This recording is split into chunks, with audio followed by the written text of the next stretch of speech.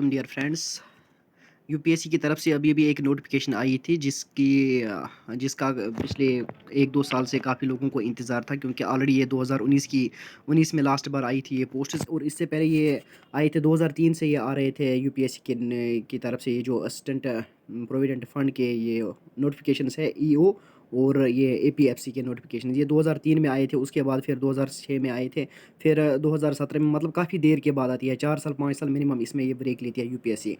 और last year ये 2019 में आए थे जब 421 वैकेंसीज़ आए थे और इस साल 2024 में आए थे फरवरी आज के दिन 577 वैकेंसीज़ है। इसमें से ईओ जो यानी इन्फोर्समेंट ऑफिसर या अकाउंट्स ऑफिसर एओ है उसमें से 418 वैकेंसीज़ आपको देखने को मिलेंगे। ओपन मेरिट में 280 और एपीएफसी की जो वैकेंसीज़ है वो 159 है, मतलब कुल मिला के 577 वैकेंसीज़ है। लेटेस्ट नोटिफिकेशन से आप देख सकते हैं यहाँ पे नोटिफिकेशन नंबर नहीं है ये 51 2023 का और ये है प्रोविडेंट फंड जो है इसमें से नोटिफिकेशंस आई है। पहली जो है इन्फोर्समेंट ऑफिसर यानी अकाउंट्स ऑफिसर, ये किसके अंदर आता है? एम्प्लॉयमेंट प्रोविडेंट फंड जो ऑर्गेनाइजेशन है मिनिस्ट्री ऑफ लेबर के अंडर। इन्होंने निकाले हैं टोटल इसमें से 418 वैकेंसीज़ 418 है इसमें। इसमें से ओपन मेरिट की अगर हम बात करें, बाकी तो कैटेगरीज है, ओपन मेरिट को 200 वैकेंसीज़ है। ये तो हो गई एक बात। दूसरी वैकेंसी है वो है एपीएफसी में टोटल वैकेंसीज़ है 159 एपीएफसी की अगर हम बात करें।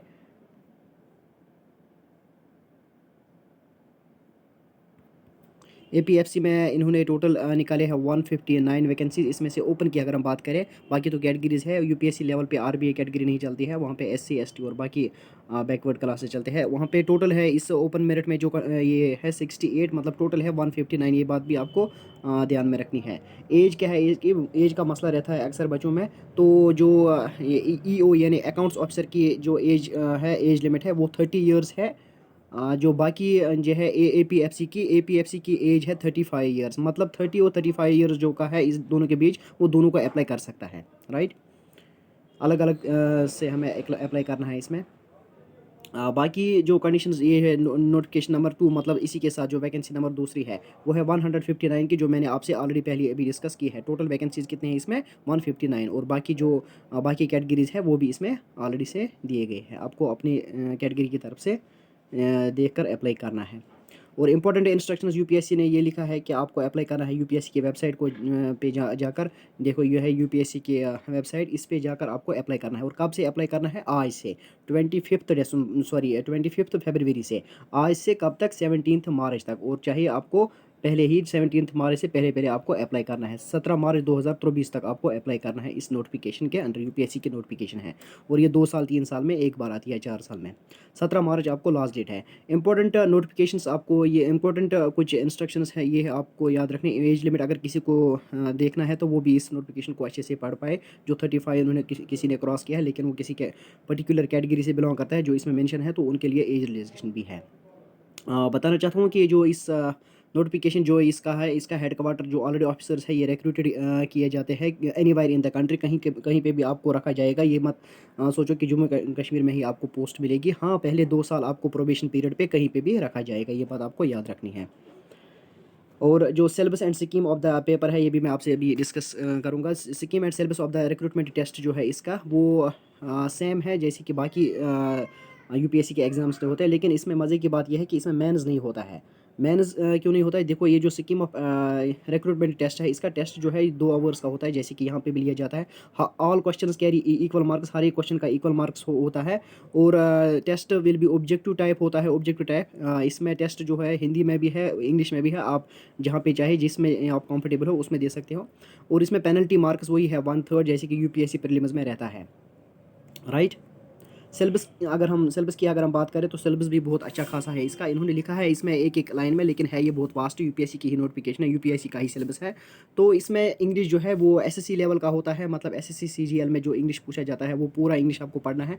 इंडियन फ्रीडम स्ट्रगल इन्होंने लिखी है, मतलब इसमें से लास्ट ईयर पेपर में एनालाइज कर रहा था तो 1857 से, मतलब जब से रिवोल्ट हुआ है तब से लेकर 1947 से 7 तक आपको पूरी मॉडर्न इंडिया पूरी प्रिपेयर करके जाना है। और इसमें से आपको पोस्ट मॉडर्न भी पढ़ना है, मतलब नेहरूवियन एरा भी। इसमें से भी क्वेश्चंस लास्ट ईयर आए थे और एक क्वेश्चन लास्ट ईयर आया था पोस्ट मॉडर्न इंडिया में से ही। और लास्ट ईयर नहीं, 2019 में जो 20 में पेपर हुआ था, फिर तो वो 2021 में हुआ कोविड की वजह से। और इसमें करंट अफेयर्स आपको मिनिमम 2 साल की आपको याद करके रखना है।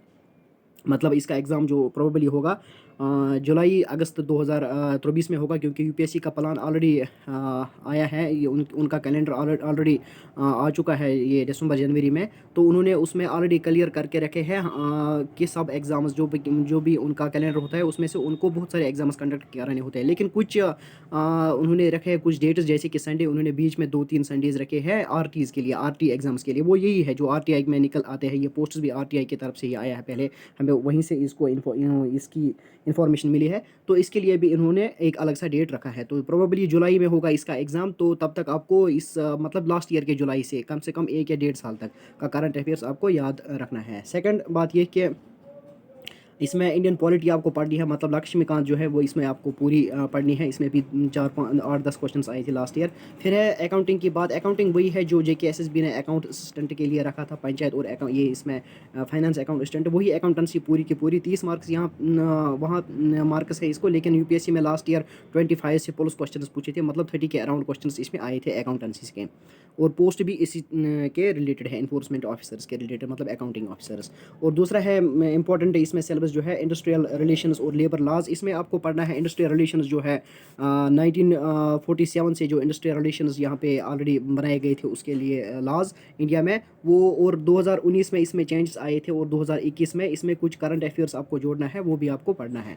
फिर है जनरल साइंस, वही 10th लेवल की आपको जनरल साइंस आपको पता होना चाहिए। और कंप्यूटर एप्लीकेशंस वही अरिहंत की बुक जो है आपको पता होना चाहिए। जनरल मेंटल एबिलिटी इसके लिए भी आपको जनरल मेंटल एबिलिटी और क्वांटिटेटिव एप्टीट्यूड, मतलब मैथ थोड़ा सा और ये रीजनिंग है इसमें, वही अरिहंत की बुक आपको पढ़ के जानी है। सोशल सिक्योरिटी ऑफ इंडिया जो है ये भी इसमें एक टॉपिक है, टॉपिक नहीं है ये एक सब्जेक्ट है इटसेल्फ, मतलब सोसाइटी जो है ये सोशल सिक्योरिटी, ये सब आपको पढ़ना है थोड़ा। इसमें से लास्ट ईयर इसमें से 5 क्वेश्चंस आए थे, हो सकता है इसमें भी 5-6 क्वेश्चंस आएंगे इस साल। वेटेज सेम, वेटेज देखो, वेटेज का आपको याद रखना है इसके बारे में। वेटेज जो है इसका एक्चुअली इसमें 120 देखो वेटेज क्या रखा है इन्होंने, 75 है। एक्चुअली इसमें 120 क्वेश्चंस हैं। कितने हैं? 120 क्वेश्चंस आपको पूछे जाएंगे, और 2 आवर का है ये, मतलब 2 घंटा होना चाहिए पेपर ऐसा, राइट। और इसमें 120 क्वेश्चन जो है इसके 300 वेटेज है, 300 मार्क्स है इसमें, 300 मार्क्स। और इन 300 मार्क्स को आपको 300 मार्क्स करके इन यूपीएससी इसको कंसिडर नहीं करेगी, बल्कि इसको परसेंटेज के हिसाब से इन्होंने डिवाइड किया है। 75% इसकी टोटल वेटेज है, यानी रिटन टेस्ट में 120 क्वेश्चन है, उसके 30 मार्क्स है। तो इन 300 मार्क्स को यूपीएससी वेटेज देती है 75%। हो गई एक बात, यह है रिटन की। दूसरी बात है इंटरव्यू की। इंटरव्यू इसमें है 100 मार्क्स का। इंटरव्यू जो है वो है 100 मार्क्स का, लेकिन परसेंटेज अगर हम उसकी करें तो वो है 25%। एक तो है रिटन के 75 प्लस है ये 25। एक तो रिटन के है 75, दूसरे है वो ये इंटरव्यू के से 25। तो टोटल हो गए 100% में से आपको इसमें में से क्वालिफाई करना है। 100% मतलब 100% में से 75% आपको 300 मार्क्स का रिटर्न होगा जो कि 120 क्वेश्चन पे बेस्ड है। दूसरा है आपको से 25% का इंटरव्यू जो कि आपको 100 मार्क्स का बेस्ड है, लेकिन है तो उसमें वेटेज परसेंटेज के हिसाब से, और परसेंटेज पे ही इसका जो फाइनल कट ऑफ है वही जाएगा। सेकंड ये दूसरी नोटिफिकेशन जो है इसी में से दूसरा जो है असिस्टेंट प्रो एपीएफसी का, जो एपीएफसी जो है एम्प्लॉयमेंट प्रोविडेंट फंड कमीशन जो है, इसका भी सेम है, 2 आवर्स का है, इक्वल मार्क्स कैरी करेगा। हिंदी और इंग्लिश में नेगेटिव मार्किंग है, ये सेम है जो ऊपर था, लेकिन इसमें थोड़ा सिलेबस में चेंज है। वहाँ पे सिलेबस में थोड़ा था ये हिस्ट्री थी आपको, फ्रीडम स्ट्रगल, लेकिन यहाँ इंडियन कल्चर पूरा है, हेरिटेज एंड फ्रीडम स्ट्रगल, मतलब आपको यहाँ पे एंशंट भी पढ़ना है। और इसके साथ साथ वहाँ पे जियोग्राफी उन्होंने स्किप की थी थोड़ी सी, और यहाँ पे पूरी जियोग्राफी आपको पढ़नी है, पॉपुलेशन डेवलपमेंट ग्लोबलाइजेशन, मतलब इंटरनेशनल पॉलिटिक्स के रिलेटेड। और आपको यहाँ पे गवर्नेंस कॉन्स्टिट्यूशन, मतलब इसके साथ साथ आपको लक्ष्मीकांत से आप साथ आपको ये थोड़ी सी डीडी बासु की जो बुक आती है वो भी आपको थोड़ी सी इसके लिए पढ़नी है। और इसमें अकाउंटिंग ऑडिटिंग वो सारा आप कुछ पढ़ना है। और present trends in Indian economy, इसका मतलब आपको बजट, इकोनॉमिक सर्वे, ये सब कुछ आपको पता होना चाहिए। और basic knowledge of computer application, general science, mathematics, statistics, general mental ability, social security इसमें भी है। और सेम इसमें भी है, 75 मार्क्स इसमें होंगे, और 75% रिटर्न में होंगे, और 25% आपको वहाँ पे देखने को मिलेंगे इंटरव्यू में। और ये है आपका ये सेंटर्स कहाँ कहाँ पे होंगे ऑल ओवर इंडिया में है, लेकिन आपको 37 का नंबर याद रखना है। 37 जम्मू में है और आपको 68 याद रखना है। 67 आपको याद रखना है, 67 श्रीनगर में, आप देख सकते हैं नीचे यहाँ 67 श्रीनगर और 37 जम्मू का आपको याद रखना है। अपने 2 सेंटर्स यहाँ पे आपका एग्ज़ाम लिया जाएगा।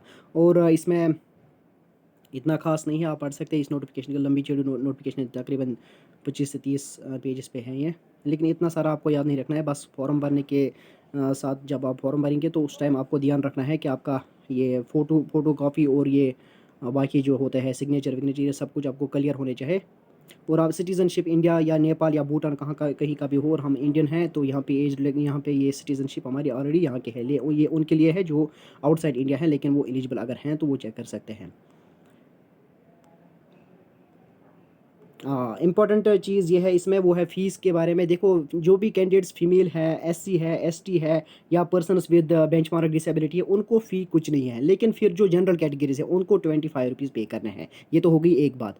दूसरी बात ये कि अगर किसी को 2 फॉर्म अप्लाई करने हैं तो उसको 25 + 25 मतलब 50 रुपीज़ उसको पे करने हैं, राइट। ये एक इंपॉर्टेंट कन्फ्यूजन अगर आपको था कि फ़ी हम पे नहीं कर सकते, तो इसमें बहुत नॉर्मल सा फ़ी रहता है। और लास्ट ईयर जब 2019 में नोटिफिकेशन आई थी उस टाइम भी 25 पैसे रुपीज़ ही इसमें पे करने थे जनरल वालों को, राइट। फिर दोज कैंडिडेट्स जो अप्लाई करना चाहते हैं बोथ दोनों पोस्ट्स के लिए, तो उनको 50 रुपये पे करने हैं। ये बात भी यहाँ पे क्लियरली यूपीएससी ने ऑलरेडी लिखी है। और जो एससी एसटी वुमेन कैंडिडेट्स हैं इनको कोई भी फ़ी पे नहीं करना है, इनको रिलैक्सेशन यूपीएससी देती है। इसके बाद आपको क्या याद रखना है इस नोटिफिकेशन में से,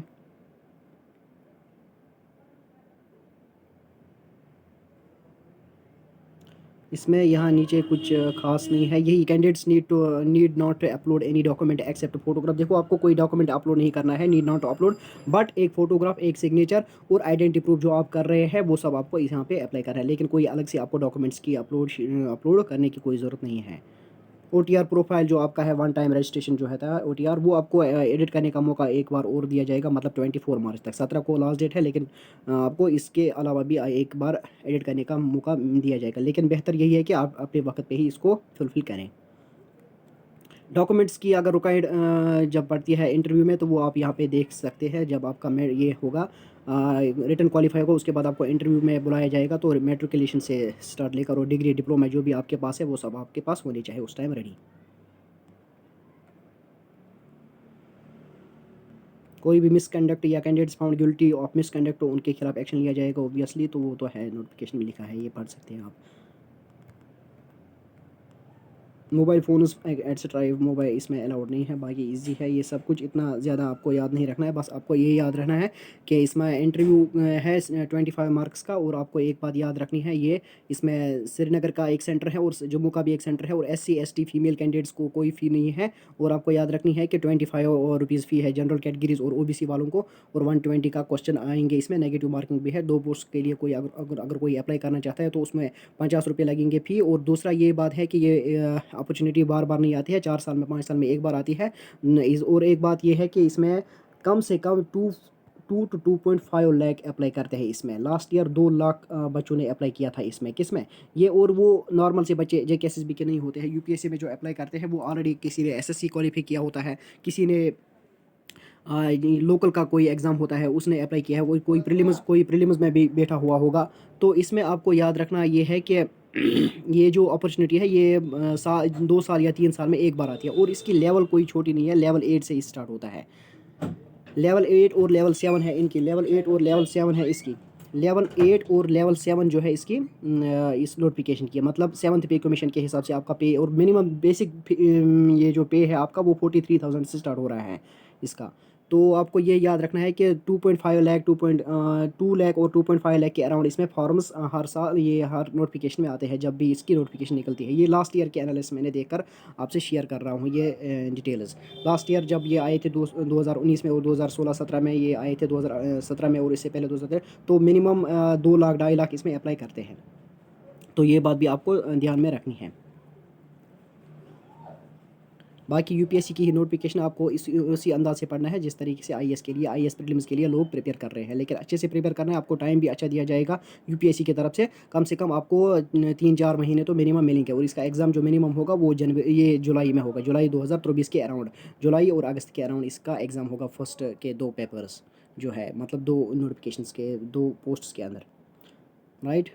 आप आज आज आफ्टरनून जो है आज मतलब दोपहर के बाद आप इसमें अप्लाई कर सकते थे, मतलब आज या कल से आप इस के लिए बिल्कुल एलिजिबल हो, आप कर सकते हैं इसमें अप्लाई। बस इसकी क्वालिफ़िकेशन एक बार आप देखना, क्वालिफ़िकेशन इसकी उतनी है, बस आपको कोई भी ये ग्रेजुएशन जो है, ग्रेजुएशन की सर्टिफिकेट है, ये आपको एनी ग्रेजुएट आप होना चाहिए, मतलब कोई भी ग्रेजुएट, लेकिन डिज़ायरेबल अगर है, डिज़ायरेबल की अगर हम बात करें तो डिज़ायरेबल के लिए आपको कंपनी लॉ आपने पढ़ा हुआ होगा, या लेबर लॉ एक सब्जेक्ट हुआ होना आपको ग्रेजुएशन में, या पब्लिक एडमिनिस्ट्रेशन अगर आपकी एक सब्जेक्ट है ग्रेजुएशन में या पीजी में, तो आप कर सकते हैं अप्लाई। उससे बगैर भी आप अप्लाई कर सकते हैं, ये सिर्फ डिज़ायरेबल कैंडिडेट्स के लिए है, मतलब इनको डिज़ायरेबल क्वालिफिकेशन जो है ये है, लेकिन बेसिक क्वालिफिकेशन जो है वो है एनी ग्रेजुएट, मतलब कोई भी ग्रेजुएट इसको अप्लाई कर सकता है, लेकिन बस उसको मेहनत थोड़ा ज़्यादा करनी है, क्योंकि उसमें जो ये है रिटन है, ये रिटन और इंटरव्यू है, दोनों उसको निकालना है अच्छे नंबरात के लेकर। चलिए थैंक यू, और इसका जो सिलेबस है बाकी जो है वो सब मैं डिस्कस करता रहूँगा बीच बीच में। Thank you for watching this.